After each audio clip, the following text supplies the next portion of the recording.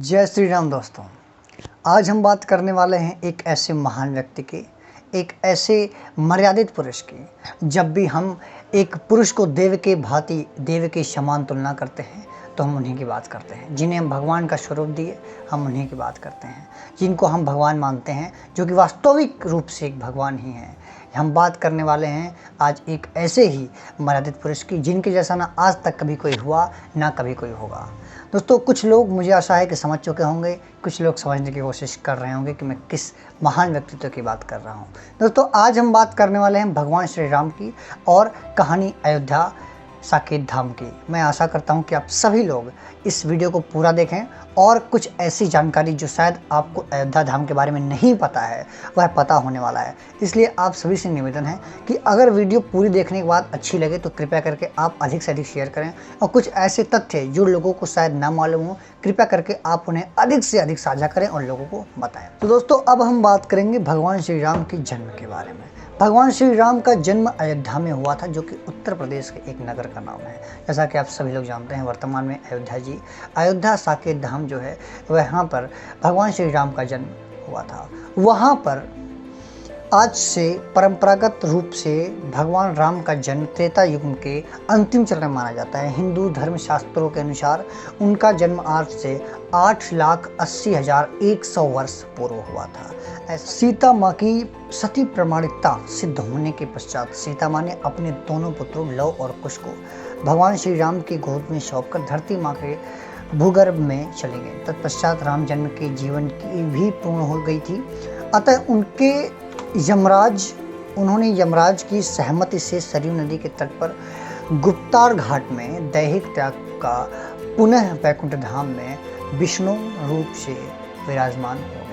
कुछ ये कहानी थी उनके जन्म से लेकर के समापन की। तो अब मैं आप सभी को बताने जा रहा हूँ भगवान श्री राम के एक उनका जो अपना वर्णन है उनके जन्मभूमि को लेकर के, कि वो कितना प्रेम करते थे अपनी जन्मभूमि की, और क्या उसकी अपनी वैल्यू है, क्या उसकी अपनी प्राथमिकता है, उसके बारे में। तो उन्होंने क्या कहा है कि जन्म भूमि मम पुरी सुहावनी, उत्तर दिशि बह सरज पावनी, जा मज्जनते बिनहि प्रयासा, मम समीप नर पावही बासा। कुछ इस प्रकार से है। इसका अर्थ क्या हुआ? यह सुहावनी पूरी मेरी जन्मभूमि है। इसके उत्तर दिशा में जीवों को पवित्र करने वाली सरयू नदी बहती है, जिसमें स्नान करने से मनुष्य बिना ही परिश्रम मेरे समीप निवास हो जाते हैं। तो ये अपने आप में दर्शाता है कि अयोध्या की कितनी ज़्यादा प्राथमिकता है। अयोध्या एक साकेत धाम जो कि भगवान श्री राम का जन्मभूमि है। अब इसके बाद हम बात करने जा रहे हैं कि जो यह राम जन्मभूमि अयोध्या जी की, जो आज के समय में आज 5 अगस्त 2020 को शिलान्यास होने जा रहा है, आप सभी को पता है। तो ये कैसे, ये आखिर विवाद में आया क्यों? ये जो मुद्दा है ये विवाद में क्यों आया, सवाल ये आता है।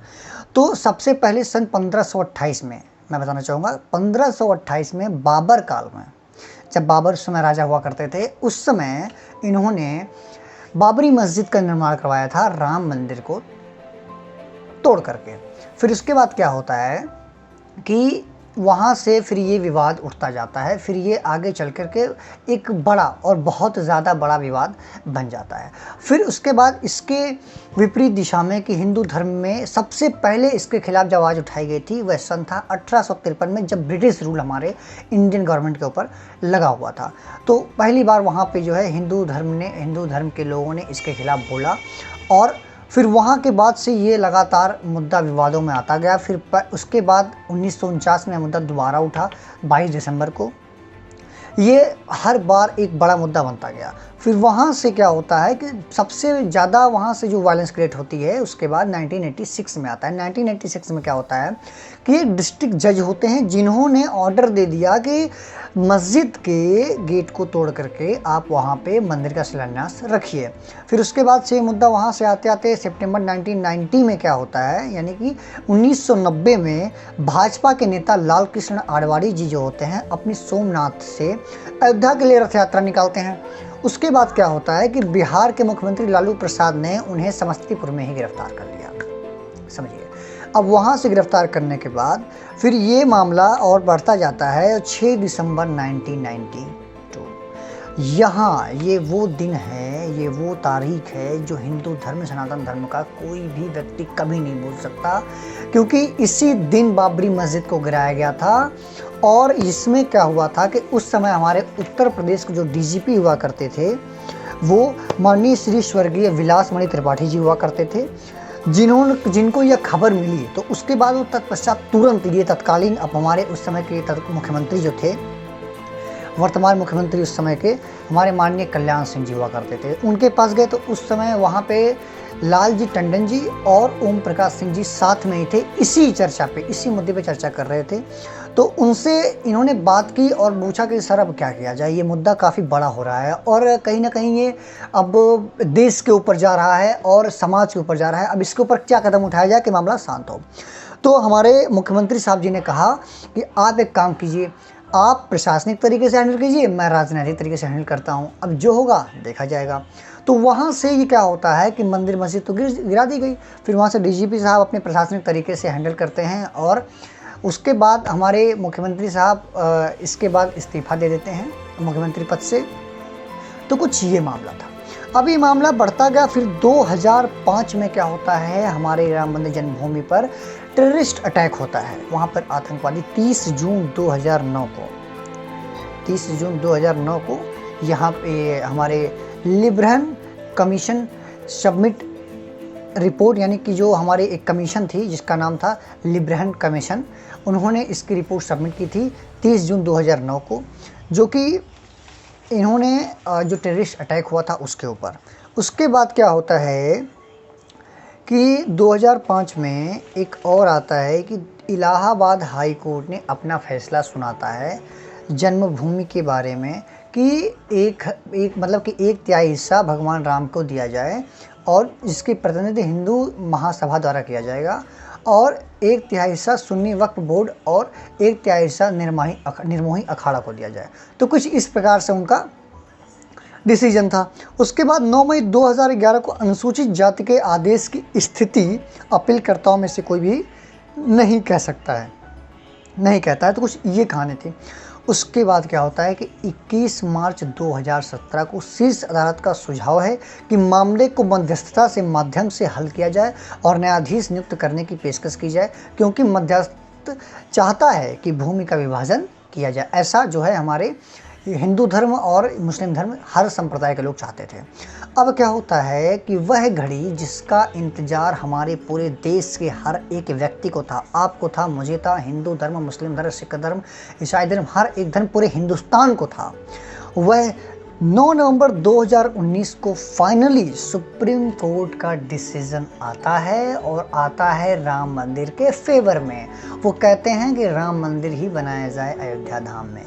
और फाइनली जिसका इंतज़ार हमारे पूरे हिंदुस्तान को था, हमारे हिंदू सनातन धर्म को था, हमारे पूरे मतलब कि जितने भी भारतीय समाज के लोग हैं, जितने भी संप्रदाय के लोग हैं, सबको इस न्याय का इंतज़ार था। फाइनली न्याय हुआ और राम मंदिर के पक्ष में ही फैसला गया।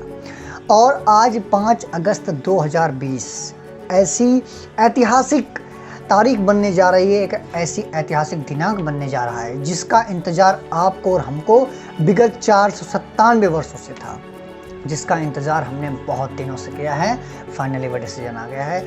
आज 5 अगस्त 2020 हमारे माननीय प्रधानमंत्री श्री नरेंद्र मोदी जी द्वारा शिलान्यास होना है अयोध्या में। तो इसके उपरांत अब हमारे कुछ ऐसे भी हमारे बड़े भाई हैं जिनका एक कहना था। अब मैंने उस पोस्ट को पढ़ा और मुझे बहुत ही ज़्यादा मैं इंस्पायर हुआ और मुझे लगा कि क्या ये सही है गलत। और मैं ये मेरा लास्ट प्रश्न है कि आपकी इस पर क्या राय होगी, आप इस पर क्या कहना चाहेंगे। उनका ये कहना था कि काहे का प्यार और काहे का एकता, अगर इतनी ही एकता और प्यार होता तो हमें 497 वर्ष 500 वर्ष हमें इंतज़ार नहीं करना पड़ता। अगर इतना ही प्रेम होता तो आप हमें सुप्रीम कोर्ट तक नहीं ले जाते। अगर इतना ही प्यार होता तो फिर हम सुप्रीम कोर्ट से राम मंदिर को जीतते नहीं। अब इस पर आपकी क्या राय है। उनका कहना है कि अगर हमारे बीच प्यार और प्रेम होता तो हमें यह चीज़ सुप्रीम कोर्ट तक नहीं जानी पड़ती और राम मंदिर आज नहीं, आज से 100 से और बहुत से वर्ष पूर्व ही बन चुका होता। तो आप अपनी क्या राय देना चाहेंगे, क्या आप इस बात से सहमत हैं या नहीं। मैं उनके पोस्ट को अभी जस्ट बगल में दिखा रहा हूं और आप बताइए कि आपकी उस पर क्या राय है। कृपया करके आप सभी लोग हमारे बड़े भाई कर्मवीर पाठक जी के क्या कहना है, उनके इस स्लोगन पे या उनके इस विचार पर आप क्या कहना चाहेंगे। जो भी इनका ये विचार है इसका क्या सही है पूर्णतः या नहीं। बाय द वे, इसी के साथ हम आज का वीडियो समाप्त करते हैं। वीडियो अच्छी लगी हो, इन्फॉर्मेटिव लगी हो और कुछ ऐसे तथ्य जो आपको नहीं पता हो ऐसा लगा हो तो कृपया करके वीडियो को शेयर करें ज़्यादा से ज़्यादा, और हाँ, वीडियो लाइक ज़रूर करें। कमेंट में जय श्री राम जरूर लिखें। उसके बाद अगर आपके पास कोई राय है, आपके पास कोई विचार है जो आपको लगता है कि आपको शेयर करना चाहिए मुझसे, तो वह ज़रूर कमेंट बॉक्स में बताएं। और अधिक से अधिक आप अपने मित्रों, दोस्तों, जिसके पास भी शेयर करना चाहें, इस इन्फॉर्मेशन को शेयर करें। और इसी के साथ जय श्री राम, नमस्कार, जय हिंद।